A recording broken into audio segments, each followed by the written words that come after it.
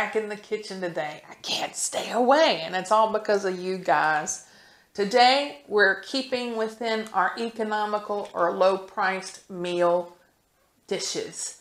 And I'm not talking about this crap you see in the magazines where it says, we can feed your family for $5 a head. No, I'm talking about true economics, the making of the most from the least that you can do. In other words, very affordable dishes that are very tasty, good for you, and the family will probably all like it.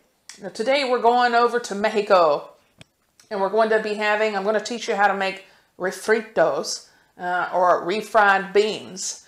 It's a two-step process because I like to start from scratch. I have chosen black beans, or frijoles negros, today. Black beans are delicious little beans, and we're going to bring out their full character and lots of flavor with the things that we're going to be putting in with them. Now, today's meal is going to be okay for the veggies out there. All you have to do is not use the chorizo that I'm using, or can use some kind of substitute if you have a vegetarian equivalent. Here are my flavor type ingredients for, you know, aromatics and sauces and things of that nature. We're going to be using a bit of olive oil, and at the same time with that, to cook the beans in the second time, we're going to use just some garlic butter that I picked up. In the future, I'll show you how to make your own garlic butter if you'd like to do that. It's not that hard, and it's really delicious. Some type of acid.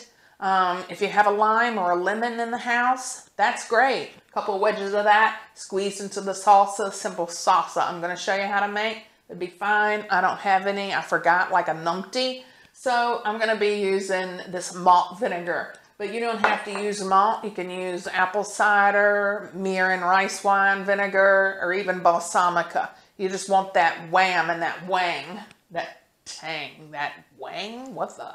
Okay, anyway, going on with it, a package of stock. I like to use the gels, but I have found that I need to pay attention to them, because if you put them in a liquid dish, even if there's liquid in there, they are naughty and they don't like to dissolve. So we'll melt this, Jesse, in some hot water.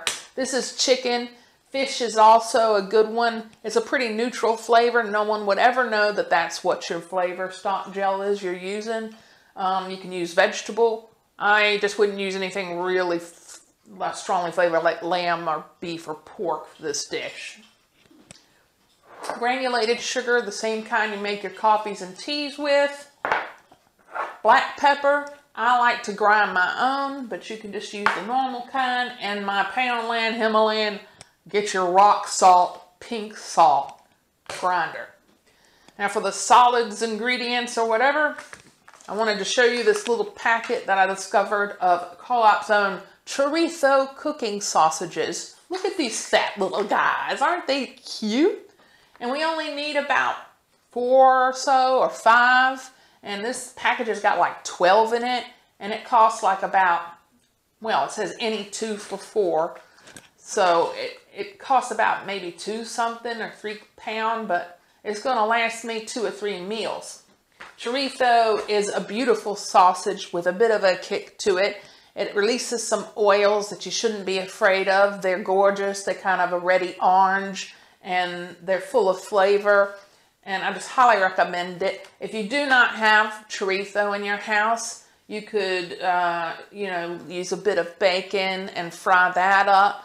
You could even, in, you know, cases where you have forgotten your meat, if you have some pepperami or some snacking sausage in your drawer, I've even been known to use those on a time or two. Okay. I bought a big pack of Cathedral City Mature Cheddar. I want that strong flavor. Gives the beans a lot of taste, because we're going to be making wraps. And I just let the kids and Paul, everybody just makes their own.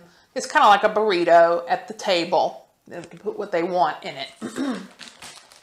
I'll be grating that up myself. That's how I like to do it. I prefer to grate my own cheese as opposed to buying it grated. There's weird silicas and gritty things in pre-grated cheese that look weird to me, and just, yeah, I don't like it. So I'm doing my own. I got a bit of leftover olives, black olives. They're very beautiful fruit. If you're afraid of olives, try them again. If you don't want to go with the kicky young green olives, which are quite piquant and salty, try the black ones. Try them first in cooking, and you might be shocked at how much flavor they add.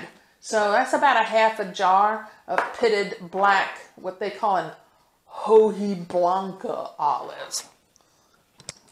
Sour cream, we love the shit. So I always get a big tub of it.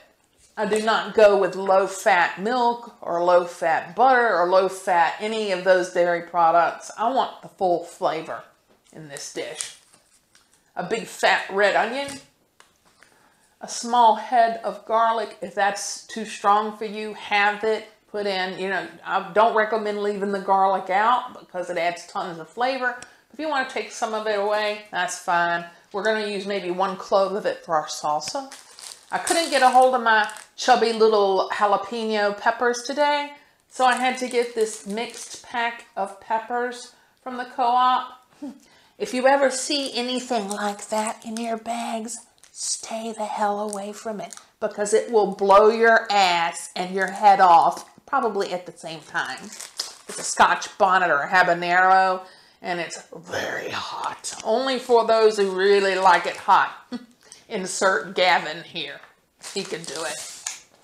Okay, these are some vine tomatoes. Make sure the tomatoes that you buy, if you're going to be making a salsa or a salad or anything like that, don't buy poopy, cheap-ass, pink, funky, underripe salad tomatoes from the grocery store. You might as well just stick a can of tomatoes. It would have more flavor on whatever it is you're making because they suck. They have terrible texture and terrible flavor. These are little plum tomatoes and they're lovely and sweet. This is just a bag of green rabbit food, as the boys would call it, bunny food. I just like this to put it in my wraps or to eat along on the side with it because I like the crunch and I like the health. The kids and Paul maybe not so much, but you know me, I'm the one that eats all the veg because I'm a vegaholic. And finally, coriander. We're going to be putting that in our salsa, and I might have a bit left over to sprinkle over the wraps. So let's get cooking.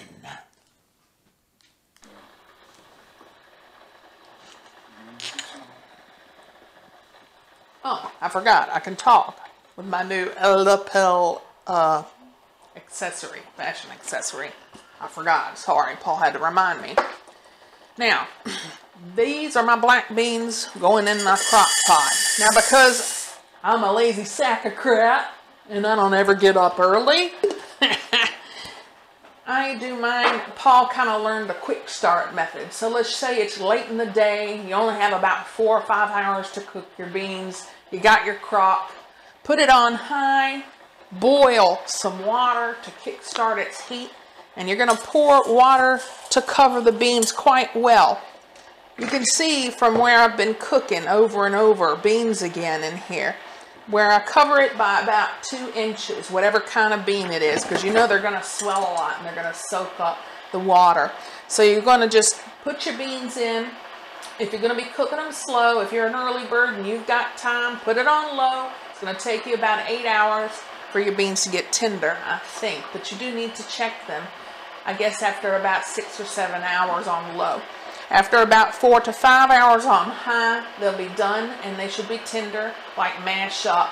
It doesn't matter in this dish if you take it a bit beyond that and they get a bit softer than normal, you know, like if you're going to be eating them on a plate whole, how it needs to have a bit of tooth to it or bite. Here, if it gets a bit soft, it doesn't matter. It just facilitates easier mashing of the bean. Later on, we're going to fry it. So I'm going to cover these with 2 inches of water, cap that crap, turn it on high, and come back and check it in about 4 hours. See you then. Sorry about that. I had forgotten a couple of ingredients because they were in the fridge. I got my bunch of coriander here. I might use all of it. I don't know. We'll just see how much it looks like when we get there.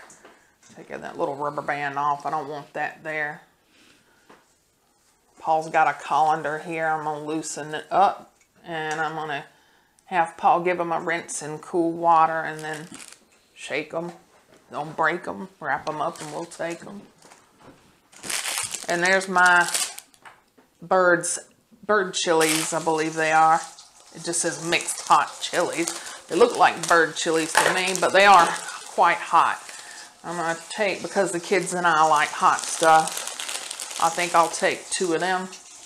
And I'll slice them thinly, and I'll be putting them in the salsa. If you can get the jalapenos, like I say, get those. And I'd use 1 probably if you're not used to spice, so you can't handle a lot of heat. And if you're really a wuss when it comes to heat, remember that the capsaicin, the ingredient that is mostly concentrated in the pith of the white part of the inside of the chili, and the seeds themselves hold the most capsaicins. If you de-seed and take that white membrane out of the inside of the chili, you're removing a hell of a lot of the heat from the chili. So if you want the heat, leave them in. If you don't want so much heat, but you still want the taste of the chilies, then take the seeds and the pith out and use that. But I want some heat. I don't want to waste even 1 leaf because that's how I roll. Okay. So what I'm going to do is just like I said, I'm going to chop up these tomatoes. I'm going to chop up that pretty small. I'm going to mince that up fine. Slice these 2 chilies thinly. And I'm going to probably add a goodly amount of these. And I like to snip them from the stem end up to make sure that I don't get any long pieces of stem in anything that I'm using. And then we're going to put a few flavors on top and then fridge it so the flavors can marry before we use it in our dish later. So I'll be back in just a minute to show you how that looks when I am ready to put the flavored wet ingredients and the seasonings on top before it goes in the fridge. We'll be right back. Okay, now in the bowl you can see now I've chopped the tomatoes. I chopped them in half, and then I chopped them in slices lengthwise. It's pretty small. I don't want it real chunky because it is a salsa. And I've minced my garlic. I've chopped half of the onion, all of the tomatoes, about half of the coriander or cilantro. I just cut that with my kitchen shears and make sure that I get the stems cut down pretty small. But you don't have to throw those stems away ever. They're tasty and there's nothing wrong with them.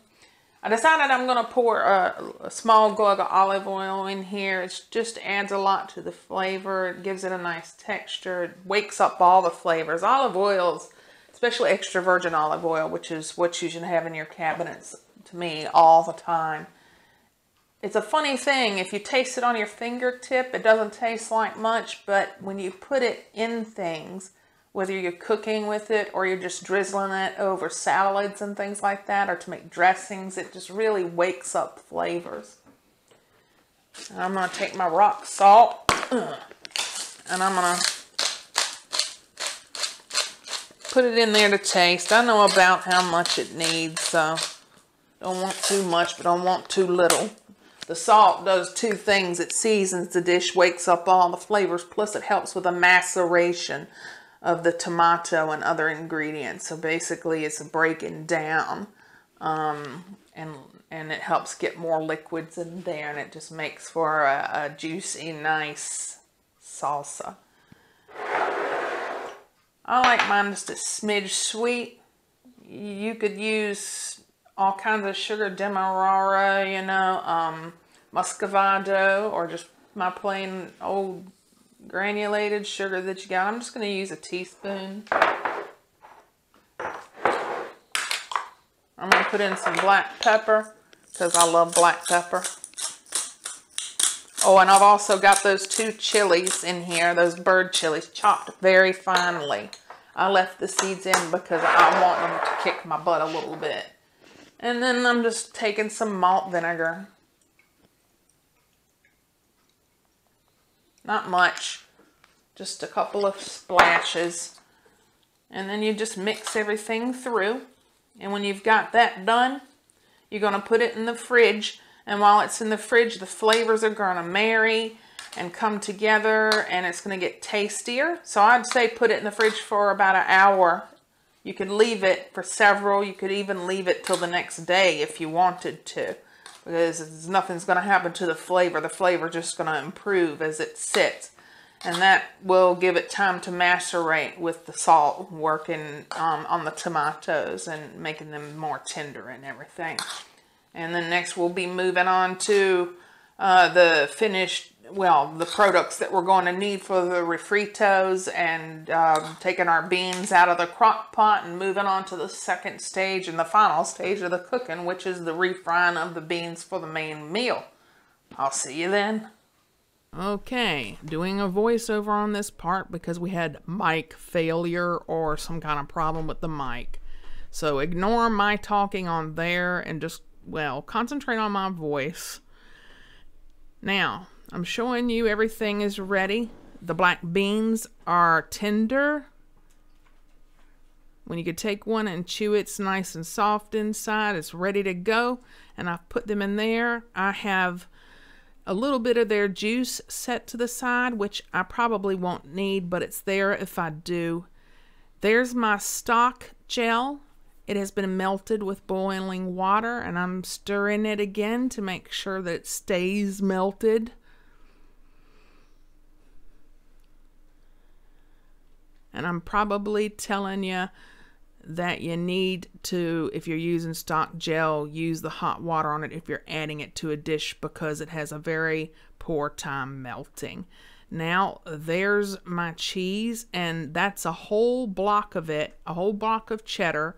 As there's very little meat in this dish, I wanted to be cheesy, and we're all cheese freaks in this family, so, and we really love it, so I just grated up a whole block of cheddar.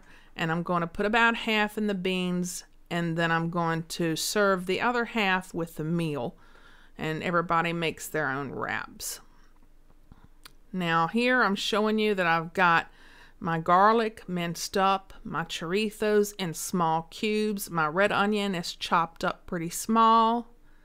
That's my coriander, half of it, and I'm going to stir that into my beans once they're mashed.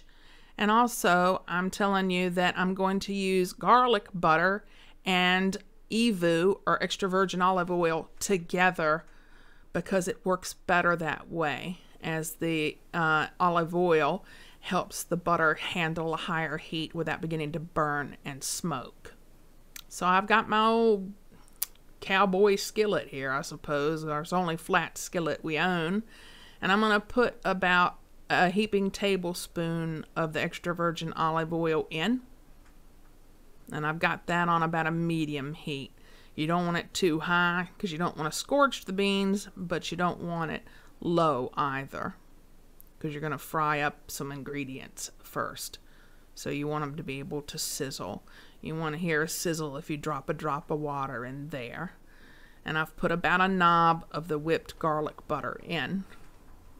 Those flavors work very nicely together, and they cook well together.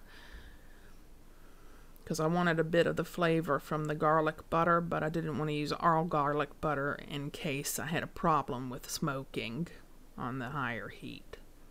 I'm just swirling it around now to get it ready, melting the butter down, and soon I'll be adding my chorizo, onion, and garlic to get it started.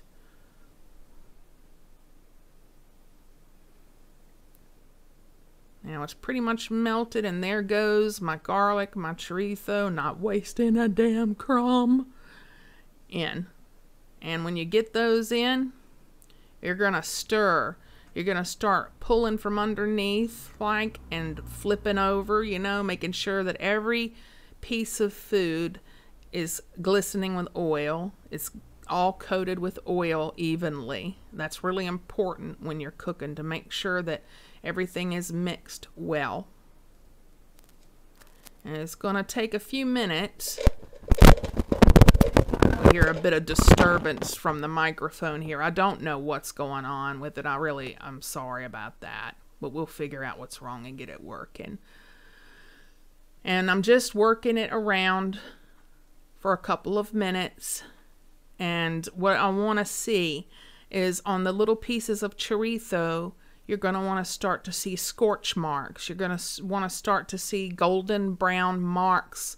Your garlic's going to go golden, and your onion and your chorizo is going to show you little bits of scorched bits. And that means that you're getting maximum flavor. And your chorizo is going to start releasing the beautiful red oil it gets from the spices and stuff that's in it. You want that. Don't freak out if you see red oil starting to come out in your pan. That means you're doing it right. And that little bit of red oil that comes out of the chorizo that it releases when it's cooked is it's bombastic. It's delicious. It helps to color and flavor the food wonderfully. As you can see, I'm kind of pressing it down, not always keeping it moving, trying to help, you know, it get a bit of a scorch without burning. So you can leave things when you're cooking them for a minute or two. Don't stir constantly, not if you're trying to get a sear. So you just leave it, and then you flip it and you leave it a bit again till you see a bit of searing going on. So make sure your heat's up high enough to get a sear. If you hear it sizzling and crackling, that means your heat's probably high enough, and you will start seeing these golden brown marks on your chorizo. And that means beans. You're doing them right.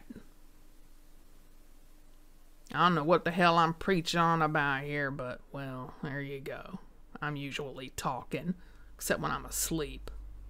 It's the only time Paul gets any freaking peace.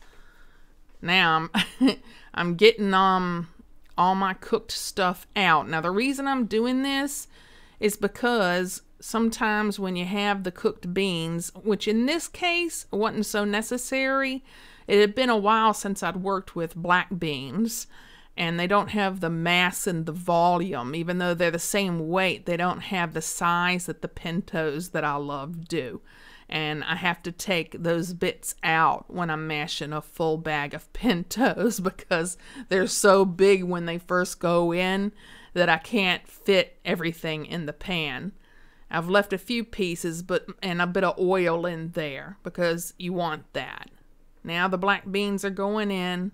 Don't worry if there's a bit of juice in there. You're going to put some liquid in there anyway. Whenever you're mashing beans up for refried beans, they always need to be cooked, preferably by you, from scratch, from dried, in the slow cooker. And then when you're refrying them, you're going to fry them again in some kind of fat or oil or something, and you're going to mash them up. Now, for my main part of my liquid, see how it didn't even dissolve? I don't know what that's all about, but anyway, just put whatever you can in there. That's chicken gel stock that I melted in a bit of hot water, and I'm putting that in there because it's going to add a ton of flavor. Yeah, it adds a little bit of sodium, but the beans need that because they're bland at this point. I don't know what it is about beans, but it's like when you taste them and they've not been flavored yet properly, they're quite bland. And then when you add a few things, they just burst with flavor. So they don't need a lot to bring the character out, but they do need it. Now I'm adding a good grind of my Himalayan pink Poundland salt. You know what? This damn thing deserves a freaking Purple Heart for the services it's done my kitchen. For only £1, no less. And freshly cracked black pepper, because I love pepper. It just is the bomb. It tastes great. It adds a little kick to food and lots of flavor. Now, you won't see me add any garlic salt or powder in this because I already had 6 fat cloves of garlic minced up that I put in there to fry, which we'll be reincorporating back into the dish. And if you wanted to, you could put that in if you have the room. Go on, put your chorizo or whatever it is you're using. You could use a little bit of bacon and fry it. You could use some dried sausages and fry those. Any kind of like dried and cured pork meat, you know. Now I'm taking the potato masher. That's right. Nothing fancy. Take the potato masher, keep the heat on medium, and just start mashing with a little twist of your wrist, mashing away at the beans. And you're going to start seeing them give up their juices. The liquid is going to start getting thick. Look at that, how they're getting thick and soupy already, and I'm not even nearly done.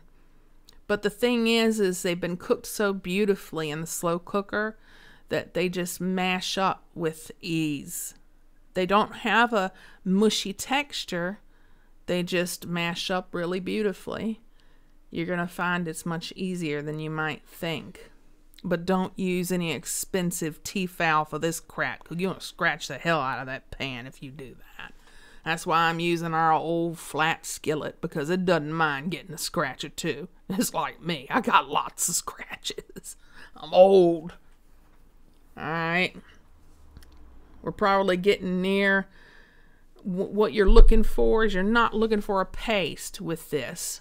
You don't want that. Some people do cream their beans until they're almost like a mash consistency. No, you don't want that. What you want is a piece of bean here and there, maybe even a whole bean here and there. Most of them are mashed, but you want it to look a bit rustic. You don't want everything to be completely squashed and completely uniform in texture. We don't want that. We don't need it, and we don't want it, because it takes away from the character of the food to me. It just makes it a bit less exciting. I like rustic, and you'll see me do rustic types of dishes quite often. I guess sometimes you could call it peasant food, but I don't really care as long as it tastes good. See, I'm being patient. I'm not in a hurry, but it is easy work. I'm just leaning in a bit and using my wrist. It's not taking me any great strength to do this, and I'm just working the beans with a little twist or flick of the wrist at the end to kind of push them in and mash them up. See that you can still see the beans in there, though, and that's a good thing. You can still see some black beans in there and not just the browny gray mashed up stuff, which means we're keeping the rustic feel of the beans in there. And when you think you've got it to the texture that is right, and you will see it's starting to thicken up, it will absorb all that stock that you put in there. If you feel like your beans are looking dry, put a bit more, put a bit of that reserved bean juice in there. In my case here, I didn't have to use any of it. Now I'm just reincorporating. Now my beans are mashed, my chorizo, onion, and garlic, and as much of the red oil from the chorizo as I can get back into the skillet. And I'm just going to stir that back in and let it mingle and corroborate and partay with the beans. They're going to get all friendly together. And also, that's half of my package of coriander, which was rinsed and snipped. And it's going in there, and it's going to cook a little bit. Coriander can cook a little bit. I take that advice from a very good and old Latino friend of mine who knew her stuff. So listen to her. Don't be afraid to cook your coriander. Now I have added half of my block of cheese, and I'm just folding it in like. And when I say fold, I mean I'm kind of scooping from underneath and bringing over to the top. Because if you just stir and stir, you're not getting the things that might be on the bottom to the top. Make sure you get around the sides and you get underneath, and you just keep flipping it and moving it around, making sure that everything is mixed in evenly and well. And these beans at this point now have been elevated to, I guess, someplace close to heaven, because all I can tell you is that when you taste them, if you've ever had Taco Bell refried beans, it blows them away.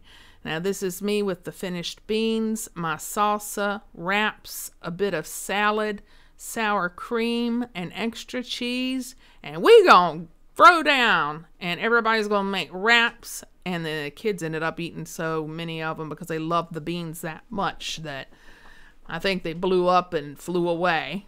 But anyways, that stuff is good. I hope you enjoy it and love it as much as we do. And I hope you'll try it. Please try it, because you'll never eat refried beans out of a can again. And if you've never had them before in your life, you need to, because damn. And buy full fat sour cream, by the way, please, for me, because it tastes good. And just serve everything like that. And let everybody make it as they will, because everybody likes their wraps different. Remember that I love you, and I send you sparkles, and peace out, my homies.